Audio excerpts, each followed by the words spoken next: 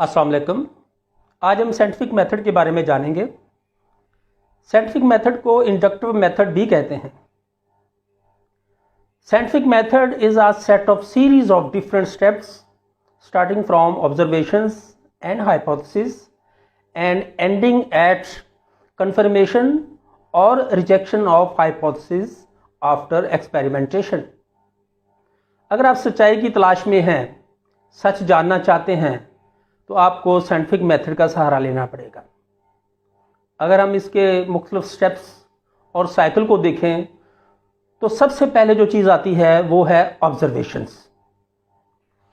Observations हम करते हैं अपने हवासे खमसा से, देखने से, सुनने से, सूंघने से, चखने से। ये हमारे हवासे खमसा जो हैं वो उससे हम कोई किसी चीज़ को ऑब्जर्व करते हैं, उसके बाद हमारे ज़हन में कोई ना कोई सवाल आता है। यानी पहले ऑब्जर्वेशन से फिर जो है ना कोई ना कोई ज़हन में क्वेश्चन आएगा, एक आएगा या दो आएंगे। फिर उन क्वेश्चंस को हम रिसर्च में लाएंगे, रिसर्च टॉपिक एरिया में आ जाएंगे वो क्वेश्चंस, उसको हम जानेंगे। हम उन क्वेश्चंस के बारे में किसी हतमी नतीजे पे पहुँचेंगे। हतमी नतीजे पे पहुँचने के बाद हम एक हाइपोथेसिस बनाएंगे। हाइपोथेसिस एक फर्जी चीज़ होती है, एक मफरूज़ा होता है। फिर इस हाइपोथेसिस से हम डिफरेंट अजम्पशंस लेंगे, डिफरेंट मुख्तलिफ किस्म के डिडक्शंस बनाएंगे। फिर उन डिडक्शन को बारी बारी जो है ना वो हम टेस्ट करेंगे विद एक्सपेरिमेंट, और डाटा को हम एनालाइज करेंगे और उसके जो कंक्लूजन्स हैं उनको रिपोर्ट करेंगे। तो इस तरीके से ये सिलसिला जो है ना वो जारी व सारी रहता है। अगर हम इन डिटेल देखें, अब इसका फ्लो चार्ट में देखें तो किस तरीके से हाइपोथेसिस की एक्सेप्टेंस कैसे होती है और रिजेक्शन कैसे होती है, ये हम यहाँ पे देख लेते हैं। जी, यहाँ पे सबसे पहले आस्क के क्वेश्चन है। ज़ाहिर क्वेश्चन आपने ऑब्जर्वेशन से लिया कोई ना कोई, और उसकी बैकग्राउंड रिसर्च भी आपने की है, और इस रिसर्च के नतीजे में आपने एक हाइपोथेसिस को कंस्ट्रक्ट किया है, उस हाइपोथेसिस को आपने बनाया है।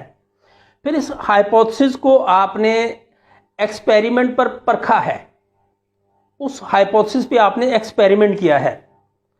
तो आपका प्रोसीजर कैसा था? क्या आपके प्रोसीजर ने वर्क किया? आपका प्रोसीजर वर्क कर भी सकता है और नहीं भी कर सकता।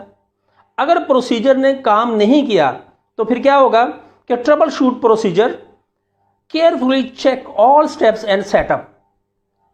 दोबारा आप एक्सपेरिमेंट जो जहाँ से आपने स्टार्ट लिया वहाँ पे आप सारा देखेंगे, उसका सेटअप, कहीं पे कोई आपने कोई चीज़ मिस तो नहीं की कि रिजल्ट्स क्यों नहीं आ रहे। रिजल्ट जो है एक्सपेरिमेंट का रिजल्ट जो है ना, मतलूबा रिजल्ट क्यों नहीं आ रहा है, पहले देखेंगे कि आपसे कोई गलती तो नहीं हुई, फिजिकली कोई गलती तो नहीं हुई। अगर आपका प्रोसीजर सही तरह काम कर रहा है, यस है, तो फिर आप क्या करेंगे, डाटा को एनालाइज करेंगे और कंक्लूजन्स को ड्रा करेंगे। अब कंक्लूजन ड्रा करने के बाद दो चीज़ें आपके पास आती हैं। या तो आपका रिजल्ट अलाइन करता है आपके हाइपोथेसिस के साथ, या आपका रिजल्ट जो है वो पार्शली अलाइन करता है, या टोटली जो है ना वो निगेट करता है हाइपोथेसिस को।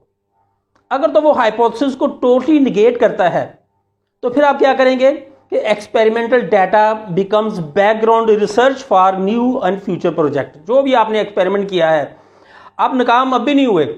अब ये जो एक्सपेरिमेंट है, ये बेशक आपका रिजल्ट मतलूबा नहीं है, लेकिन कोई कहीं ना कहीं आपको जो है ना इसका फ़ायदा होगा।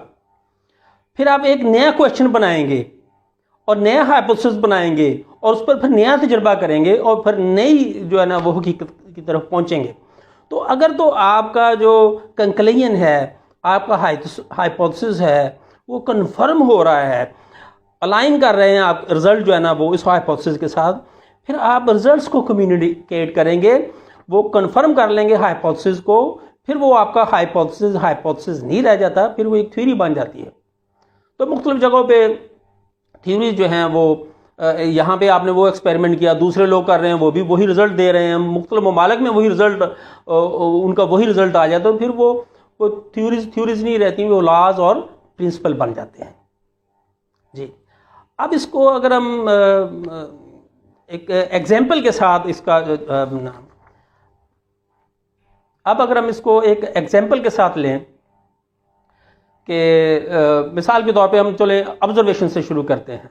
हवासे खमसा से हमने देखा है कि एक पर्टिकुलर एरिया है, उस पर्टिकुलर एरिया के अंदर जो है बहुत ज़्यादा अमवात हो रही हैं, पर्टिकुलर एरिया के अंदर बहुत ज़्यादा अमवात हो रही हैं। फिर जो है ना वो आप देखते हैं कि इसकी वजह क्या हो सकती है।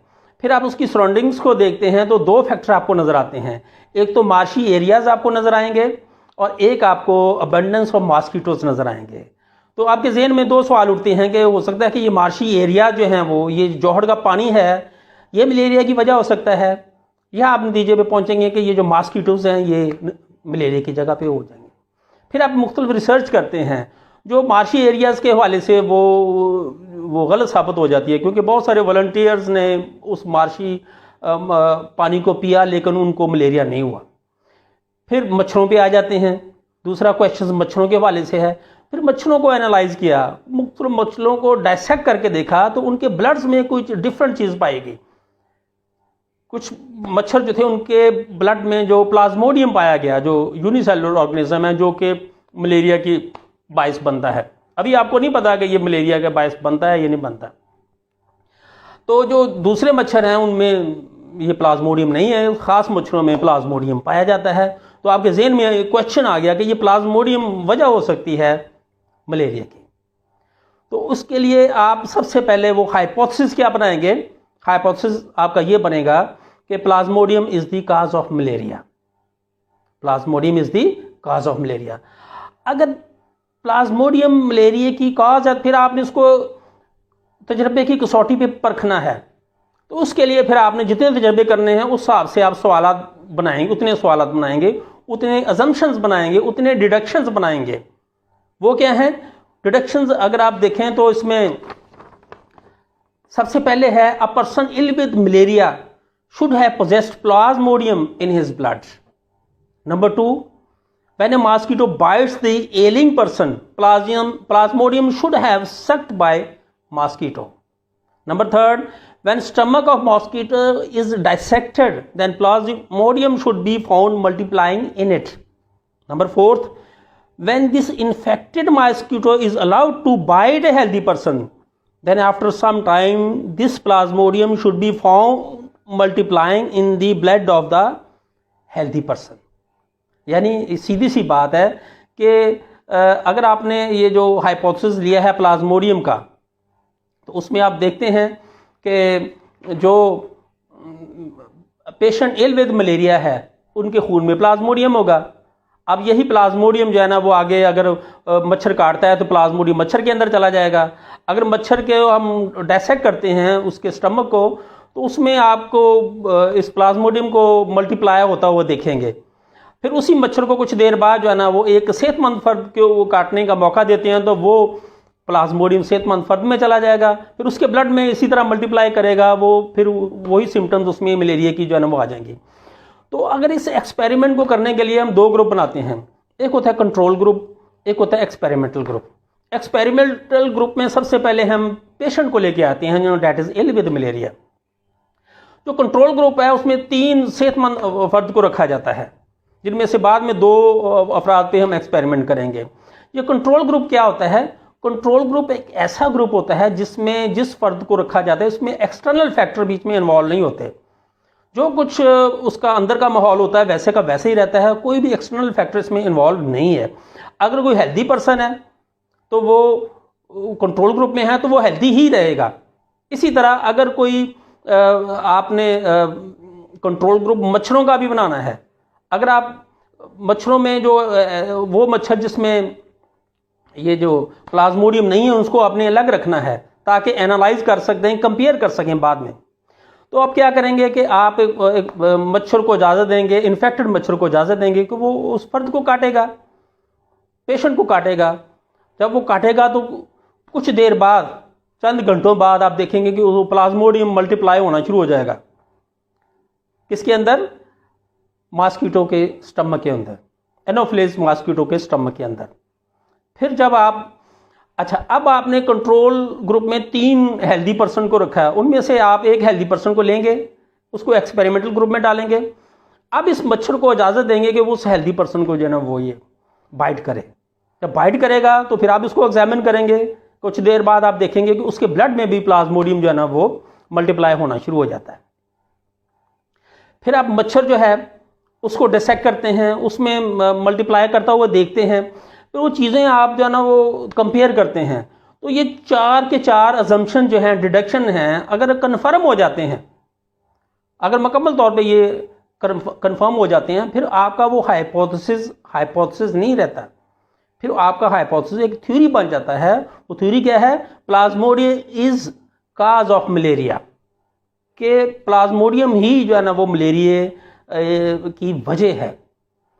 तो उस हिसाब से फिर जो है ना वो ये आगे सिस्टम जो है ना वो चलता है। कोई भी किसी भी चीज़ को आपने वेरीफाई करना है या एक नई चीज़ बनानी है, तो किसी चीज़ को वेरीफाई करते करते इंसान किसी नए मोड पे चला जाता है, कोई नई चीज़ दरियाफ्त हो जाती है।